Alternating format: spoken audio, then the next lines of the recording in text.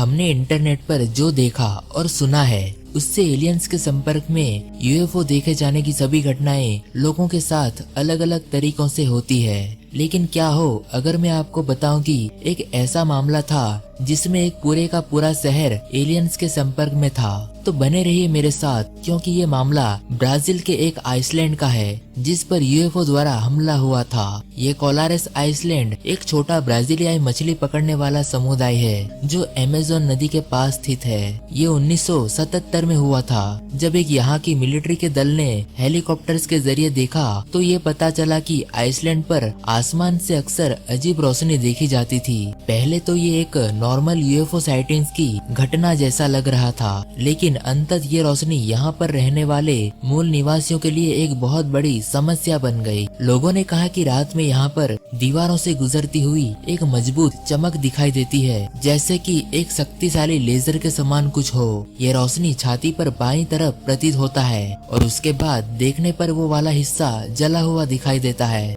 और कई लोगों पर तो छोटे छिद्रों के सुई जैसे निशान भी थे। कैप्टन यूरांजे होलांडा उस दिन तक पूरी स्थिति पर सोच विचार कर रहे थे जब तक कि उन्होंने और उनकी टीम ने एक तस्करी की उड़ान नहीं देखी। जिस कार में वो बैठे थे उसके ठीक ऊपर एक उड़ान तस्करी के आकार की वस्तु थी और उसमें से गियर जैसी आवाज उत्पन्न हो रही थी। कुछ ही क्षणों में इसमें से 5 बार पीली रोशनी झपकती हुई दिखाई दी, उसके बाद नीली रोशनी झपकती हुई दिखाई दी, फिर ये रात के आसमान में गायब हो गया। इस मामले की जांच के लिए विशेषज्ञों और फोटोग्राफरों की एक टीम को आइसलैंड पर लाया गया। उस रहस्यमय रोशनी के बारे में एक रजिस्टर बनाया गया था और 300 से अधिक लोगों का इंटरव्यू भी लिया गया था। इस रिसर्च कार्य में होलांडा ने सीखा कि यहाँ के मूल निवासी यूएफओ को छुपा छुपा कहते हैं, क्योंकि उनका मानना था कि उन्होंने यहाँ के लोगों का खून चूसा है, क्योंकि यहाँ के पीड़ित लोग अक्सर रहस्यमय तरीके से कमजोर दिखते थे और उनमें 10 में से 8 प्रभावित महिलाएं थी और उनकी छाती पर रोशनी हमेशा बाएं तरफ केंद्रित होती थी। किसी को अपनी आंखों से देखने और आसमान में अजीबोगरीब रोशनी की 100 से अधिक तस्वीरें मिलने के बावजूद होलांडा ने एक यूएफओ मैगजीन के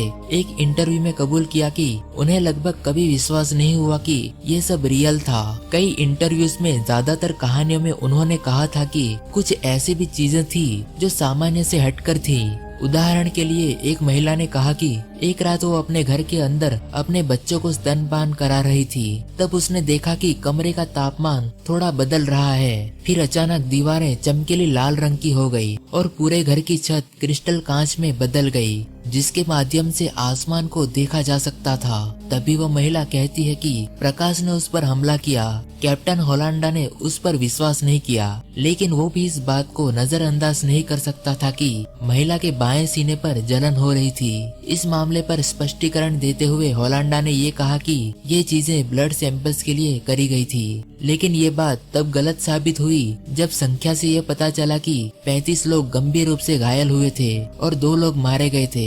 यूएफओ मैगजीन के लिए इंटरव्यू में होलांडा ने स्वीकार किया कि इस रहस्यमय घटना पर अपनी विस्तृत जांच में ज्यादा कुछ पता नहीं चल सका। वो सिर्फ यहाँ के लोगों की मदद के लिए वो केवल इतना कर सकता था कि उन्हें इस आइसलैंड से दूर भेजा जाए जिससे वे सुरक्षित रह सकते थे। इस सारी घटना में सबसे बुरी बात क्या है आपको पता है? होलांडा के इंटरव्यू से कुछ खास हासिल तो नहीं हुआ, लेकिन इंटरव्यू के 2 सप्ताह बाद अपने अपार्टमेंट में एक बीम से लटके हुए उन्हें मरा हुआ पाया गया था। इस मौत पर विचार करने के लिए बहुत कुछ है। शायद उसने उस मैगजीन के इंटरव्यू में जितना बताया था उससे अधिक वो जानता था। ये एक ऐसा रहस्य है जिसे केवल होलांडा ही सुलझा सकता था और वो रहस्य भी उसके साथ ही दफन हो गया।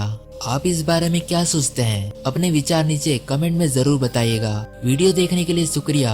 मैं हूँ सुधाकर और हम फिर से मिलेंगे एक और नई वीडियो में। तब तक के लिए नमस्कार।